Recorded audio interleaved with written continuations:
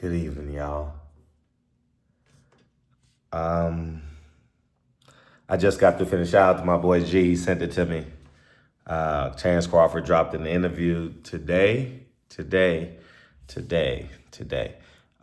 with Andre Ward. And I'm laughing, I'm chuckling because first, let me just say, I thought the interview started off really well. It showed a genuine connection between interviewer and interviewee. There was a level of comfort. Um, and but let me get the logistics out the way.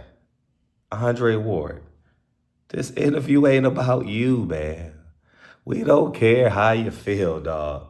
You know, for the first time in the history of interviewing, for the first time in interviewing history, dog. I ain't gonna lie to you, dog. He got highlights of himself.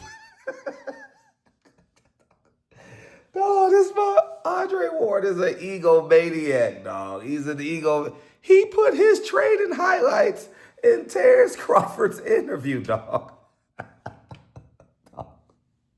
I'm sitting there like, this ain't about you. We don't care about your interview. It's Terrence Crawford's turn, man. You had your 2-fight deal with Kovalev. You had your turn in the sun. The people right now don't care about what you did in training, dog. We don't care about how you feel. We don't care that you're rich. We don't care. It's about Terrence Crawford, man. You left so much meat on the bone. The one thing Andre Ward got to learn is follow-up questions. He just changed subjects every time. Subject. He asked a stupid ass quote. What did Turkey Al-Sheikh say to you after the fight? Oh, man, goddamn. Like, that's rookie stuff, dog. Like, that. I'm just being honest, man. I thought it was going to be a really good interview. You know, I really, really did. Thought it was going to be a really good interview. And then it just nosedive. Like, damn. If you eliminate Andre Ward glazing himself, is that the term that these young kids use? Glazing himself is probably a 40-minute interview.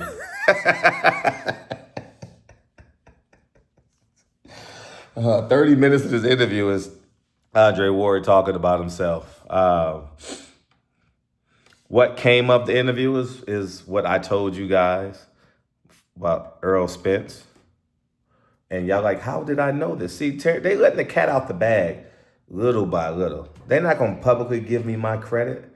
But wasn't I the one who told you Al Heyman made the deal with Spence and Canelo? I was the only person that knew this. The only person. I told you. I still got my PBC hookup, man. Yep, I got a person in Vegas that'll tell me everything I need to know, man. You know what I mean? I know Al Heyman's favorite restaurants. You know, where he goes to hang out in the valley out here in Encino area. I know all, but you know, they tell me everything, dog. You know, but I'll say this. I'm gonna pat myself on the back like Andre Ward did and say I told you so. It wasn't. The one thing I'll say I give Deontay Wilder credit for is on his biggest stage, he bigged up his culture. Terrence Crawford, Tank Davis, Floyd Mayweather, Earl Spence. Y'all make the mistake of not introducing the world to your culture, your last name. Y'all made that huge mistake. I'm almost done. Yeah. Go put your shoes on. About to go pick up Elijah from the airport. It's a great day to be a Hawthorne, man. And, but Fred, you make these videos these are commentary videos. But I'm the best interviewer in the game. There's nobody in boxing a better interviewer than me. Nobody. Everybody knows it. I mean, it's not even close. You know what I mean? And the funny thing is the people that hate me knew that. Fight week, man, my phone, text, DMs blowing up, dog. But the first 15 minutes, I enjoyed it. I really, really enjoyed it. And then it got to the point of, yeah, man, what did you do with Turkey? You came to my house and we played ping pong and you asked me if what it's like to be rich. I was in training camp and this and that and the injuries. We don't care, dog. Like it's it's over, Ward. Oh yeah, man. Yeah, I gotta find a way to mention. Bill Haney said I should fight Anthony Joshua. The man said, "Oh, I thought he didn't even do his research." He said, "Oh, I thought it was after the Spence fight. It was before." You know, uh, you know, myself and Terrence Crawford would be the best interview in the history of the sport thus far because of the contention. I'm not begging for an interview. Like I have no desire to interview Terrence Crawford. Don't get me wrong, but my talents and his animosity. Now, what I will say is, I say this all the time. I thrive in chaos. I've said that to you guys about 1,000 times. And they showed his picture of his kids. They only showed 6. I didn't like that neither. I didn't like Andre Ward highlights. Here's your next step, Terrence Crawford. And I'm glad you improvement. I neglected on doing a video because I was leaving the country. You know what I mean? I just wanted to protect my family. So there was a gap in between me doing interviews. But you did a do-rag interview. You didn't respect Cam Newton enough or yourself enough to be respectful on camera. I thought Tank Davis' purse and your do-rag was disgusting. I think you need to be more hospitable to your brand, be more respectful to your last name, and grow from there. I don't know why you're not on The View. And it's not that The View has the biggest audience, but women don't know who you are, Terrence.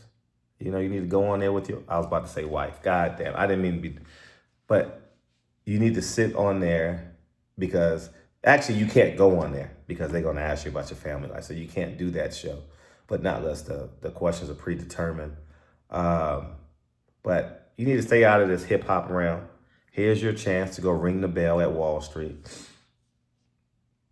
Here's your chance to sit down with Mark Cuban and those Don Jones, those type, that round.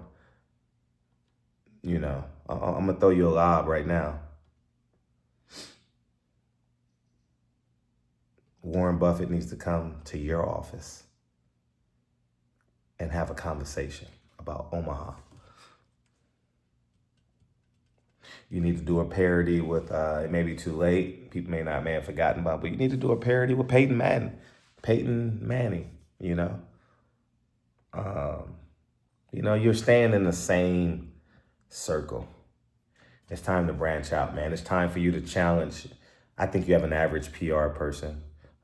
Julie, she had Andre Berto. If I was a PR person, I had Andre Berto.